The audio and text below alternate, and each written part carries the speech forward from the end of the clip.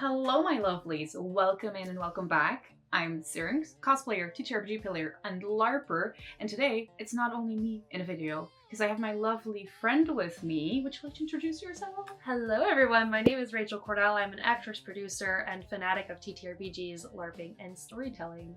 And specifically, we're doing a little video together right now, a little collab on this channel you're watching right now, which will be about our experience at Coven 1934, a Dust Bowl, Texas LARP that's all about occult horror, which we just went to together, shared an experience which was wildly different for the both of us. Wild. Which is what we'll talk about here, but also if you like Rachel, if you like this topic of the video, anything in between, there will be a collab video on Rachel's channel that is all about Impact.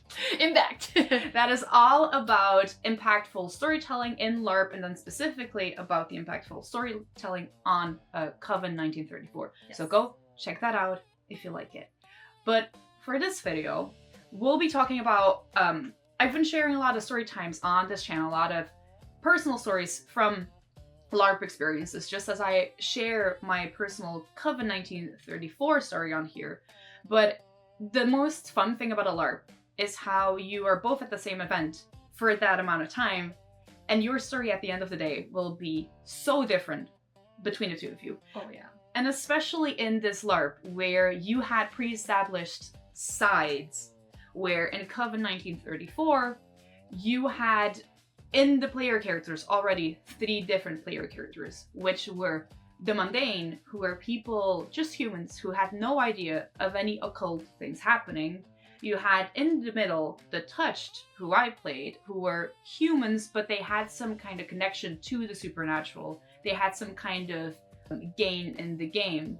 And then you had Rachel's side, which was the unnaturals, which again, her side was also divided in 3 groups, which were these forces trying to influence the world and influence the town of Covenant to get control of these magical ley lines that were underneath the town.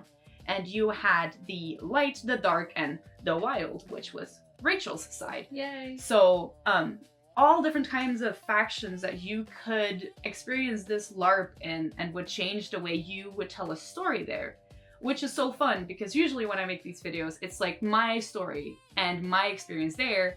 Fun thing about this LARP is we can talk about how our 2 different sides, basically in the sense of the context of the game, you would say that I was on the side of the survivors, humans, and then you were on the side of the villains, effectively.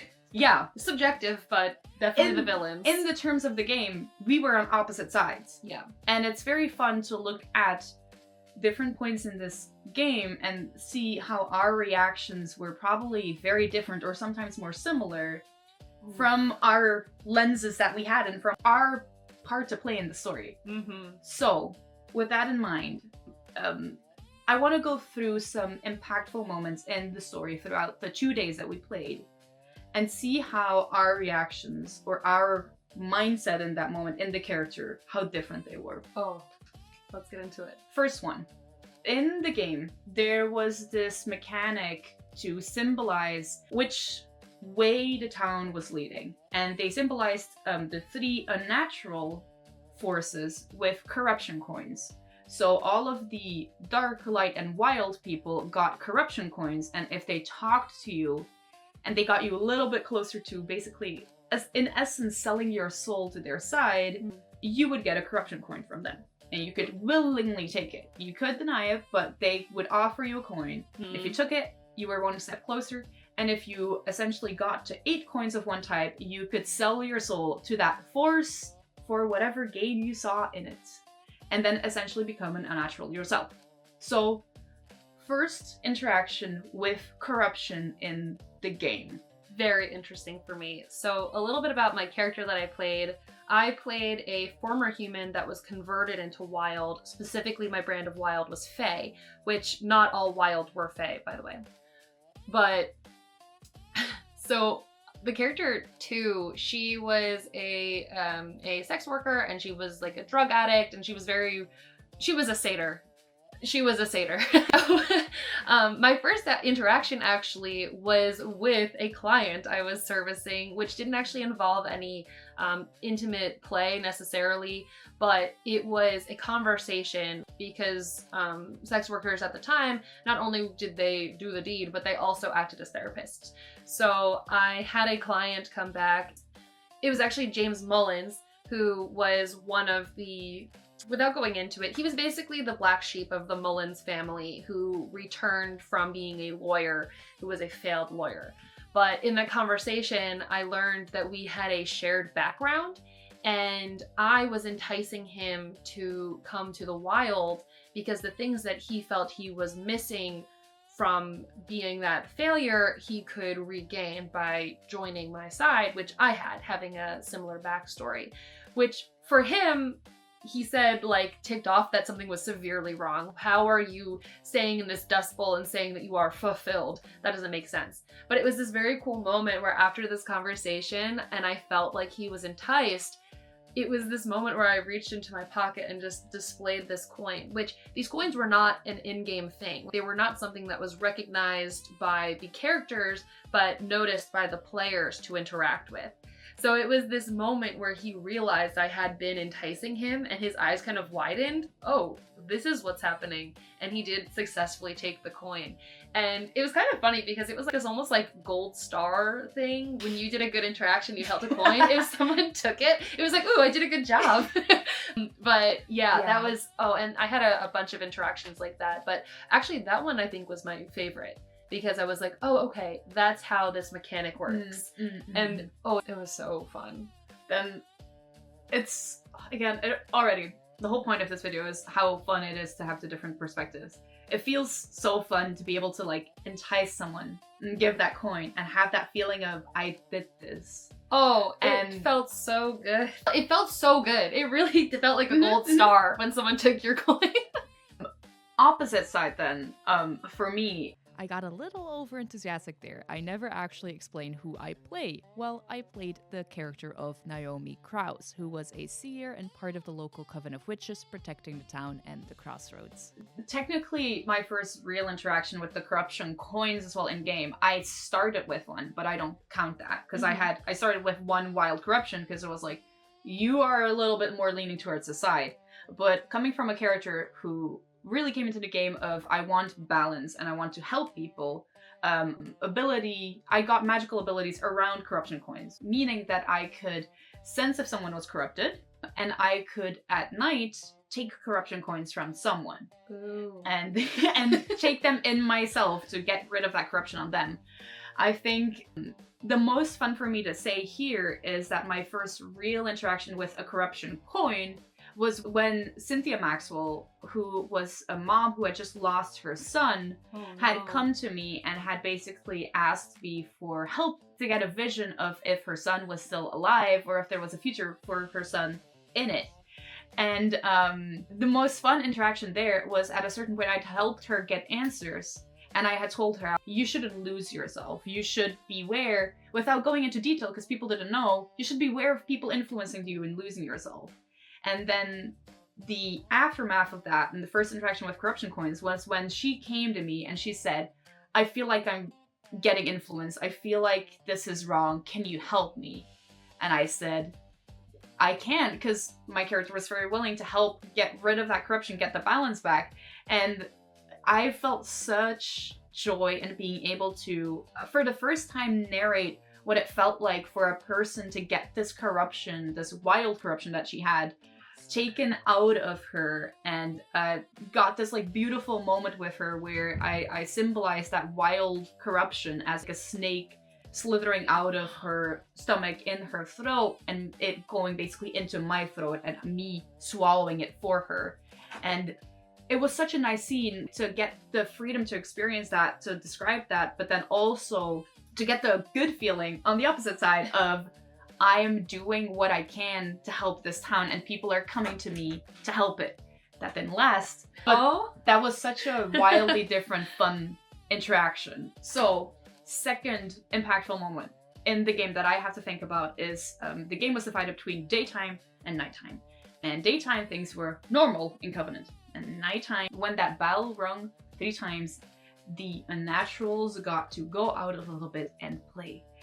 So thinking about the reactions for us to the first time that bell rung and night started, I'll start off by saying that it was very significant because that first night bell ring really signified a moment of doubt, and that this growing sense of despair and pointlessness of my character. Where some might have felt more powerful with that bell ring, I really felt the power and the control I had on the situation just slipping away more and more, as this feeling of everyone is falling apart, taking their own paths, and I don't know how successful we can actually be in this. It sunk in for me. It was a moment of doubt of like, I'm trying to fight for this fight, but I don't know if others are with me on it, and if I'm alone in it, is it pointless? And it already felt so significant to be like, time is ticking. And I was very much doubting. And I don't know how you experienced that first bell ring of night. First of all, I'm sorry. That is my dog. So if he is barking, he's a sweetheart. That's on dogs. That's Wallace. If you want to see more of Wallace, you can come over to my channel. But yeah, so on the bell ringing, the actual transition from night into day was really interesting because for the first day, it was more about showing a little bit of the unnatural, really creating that slow burn, this, oh, you look a little different, but not too crazy. Huh, that's interesting. I actually felt a shared experience, but it was at the actual end of the night that I shared that same experience, that feeling of despair and discomfort. It, though more so, came from over the course of the night, I learned so much about my family that I was dealing with, my family that I had left behind to become a fae, and all of these feelings that they were feeling were aggravated by the night as they were experiencing things as mundane people. And at this point where I was impacted, the person I was speaking to was drunk and probably not reacting well to, again, all of the unnatural things that were happening. So for me, I shared that feeling of loss and despair, specifically having the pillar of my character, which was the fact that my family had hated me and I hated them, being literally dusted by my family telling me that actually they had wanted me the whole time. And me being a villain character I felt bad about it. I actually genuinely felt like, you remember when I came back to the room and I was like messed up because I was like, what am I going to do? I was so happy being a satyr. I was so happy with my vices. And now all I want is my family back. It was so impactful. That day and night really brought in, and that's not even a supernatural energy either, which is interesting, being that I was an unnatural character, that my impact in the night was a more mundane experience. It was a personal thing. Yeah. But that, again, was invigorated by the fact that unnatural things were happening. I think going into like a next moment that seems logical is, I think there will be a big difference for you going into the second night. Because we had that first night where we both had like an eerily similar feeling of doubt and of a moment of standing still and being like, how do I go forward from here? Yeah. I feel like on the second night, we definitely knew how to go forward. But yeah, the second night bell ring basically signified shit is about to go down and things are ramping up. Oh yeah. And then I'm very curious how different the second night was for you. Oh, okay, so it was interesting. So the whole first day I was dealing with the impact of that loss and stress of what I was going to do with my family, if I was going to betray the fae, if I was going to entice my family into the fae. I was really mixed. But by the time we got to night, I had a lot of those feelings resolved. Not in a good way for humans. So the switch from day to night actually started with me for a wild ritual where I actually got to perform at the Saloon of Lost Dreams. This very cool, if anyone's familiar with Roll Me Over in the Clover, which is like a Ren Fair song, very appropriate for the character. I did this very cool elevating performance which got everyone clapping and excited, and then literally said, and in this moment you're feeling the wild energy course through you and come up, and if you feel impacted, why don't you come join us? So it just really flipped back over in the other direction. Sorry. Sorry, not It's so sorry. good. It gave me chills. And for me, again, as an actress and a filmmaker, like, oh my god, give me any chance to sing in front of people. I loved that so much. I didn't expect to. I really did not expect to. So yeah, that night two flip over, again, it was just back to bringing people in. Contrasting that, I feel like this entire video is so about contrasting different sides. Go on. Contrasting that feeling of powerful presence of knowing, oh, I know who I am, I know what I'm going to do, I know what I'm meant to do here. Mm-hmm. Contrasting that to, you have to imagine at that moment, that second night bell ring, that was like the doom clock ticking for all the humans that were still there fighting the fight, because we had these 2 days leading up to this moment desperately trying to negotiate with the unnaturals. That didn't go right. Trying to find other ways to solve this, but like just pulling at strings at this point. Then we had a ritual where basically we sacrificed someone to the crossroads to try and get a small sliver of hope, and it had all been very hectic. And then that bell rung, and it was like, it's now or never. And we, in that moment, we as the last like little huddle of humans had to find anyone out there who had not sold their souls yet.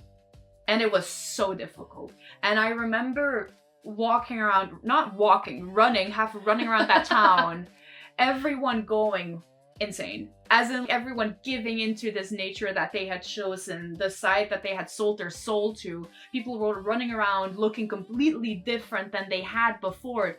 It was wild to look and to run around these people. You felt so lost as this person who was desperately trying not to get corrupted, to try and save this human soul of the town and find this balance, and you were surrounded by everyone who didn't want the same.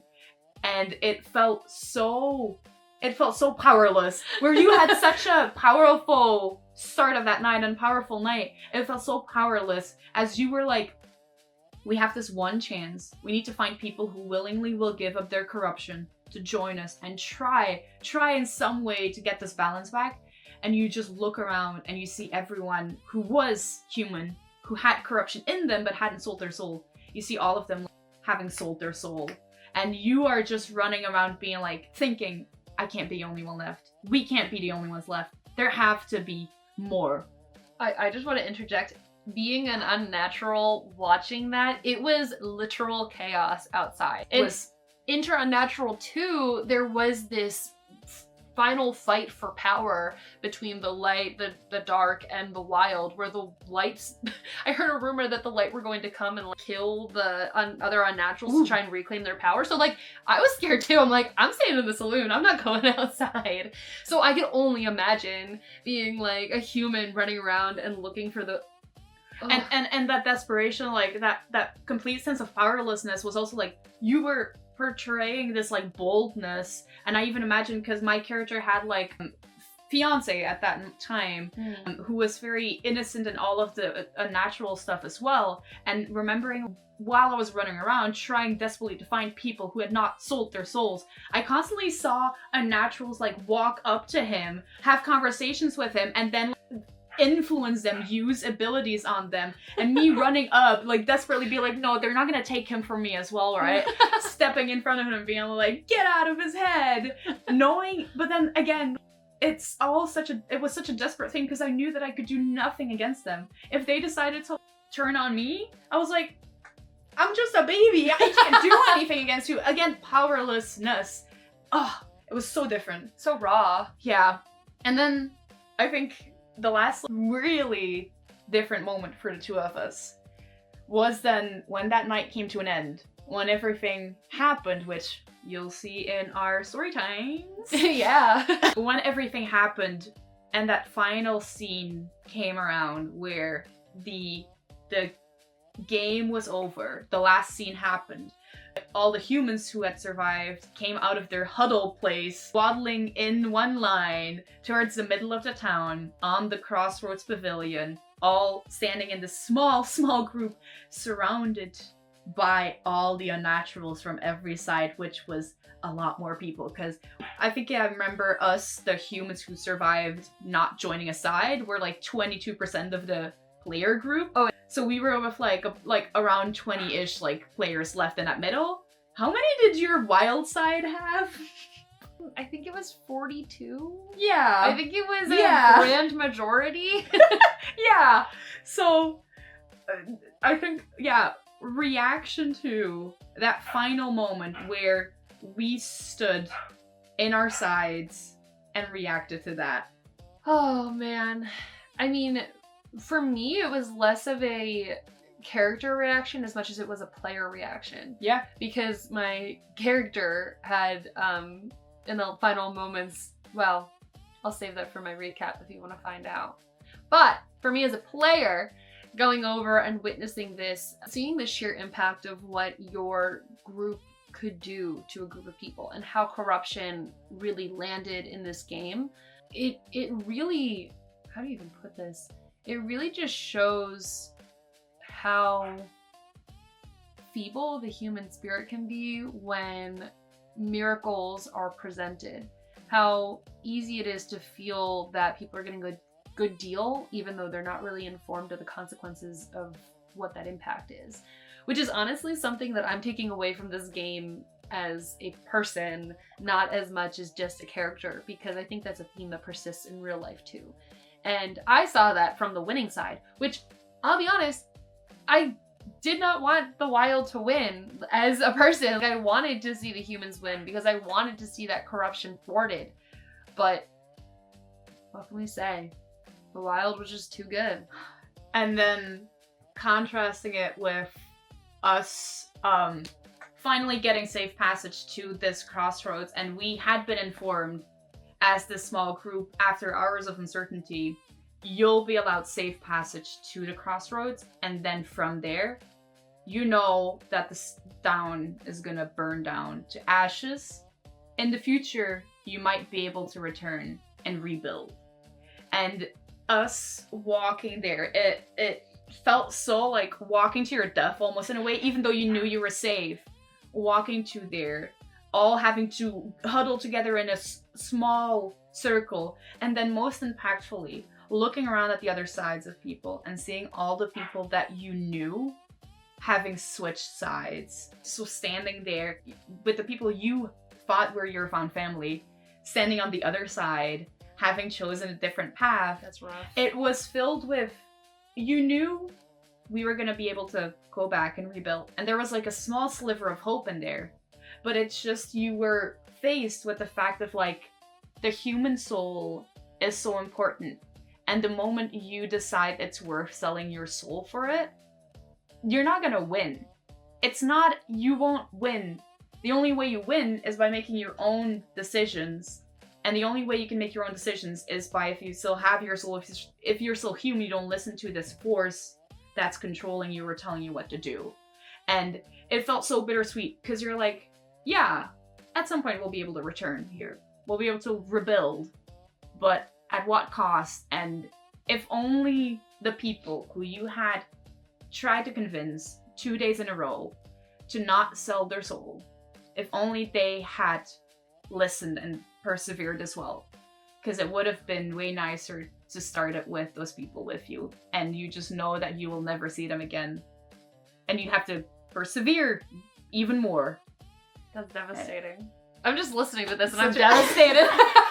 It's I'm just such like, a- oh But man. that moment, I think, especially to finish it off, especially again with LARPs being these places where you can have these stories, these experiences who are so vastly different. Unnatural, human, villain, survivor in the context of that game. That last moment signified and just encapsulated that perfectly. Because we were literally on opposite sides. And Yeah.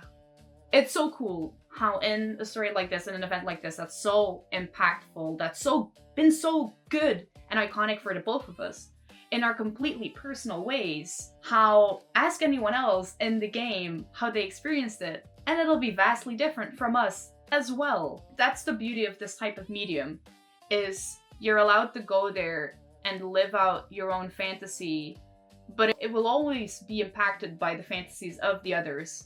You'll always impact each other's story, but still in the end you'll take something back from it that's so unique and so you, and you'll never forget it because you lived through that thing. And then just the beautiful thing about it is being able to come together and talk about it and just laugh at the fact that your story was so different than mine, but in the end it was impactful for the both of us. Oh yeah. With that, thank you so much for sitting here listening to us yap about our different sides of this beautiful, gorgeous LARP that Jackalope Studios ran, Coven 1934. If you get the chance, if they do reruns, which I hope they do if you're listening, jump on it. It's an amazing experience. It was breathtaking as far as location went, as far as story preparation went, and as far as player base went. And the stories we both got from it are stories that we're not gonna forget anytime soon. So, Oh, hey. no. Oh no, not ever. Why don't you try out LARPing sometimes? I heard it's pretty cool. It's pretty cool. It's pretty cool. Take care, everyone. Bye.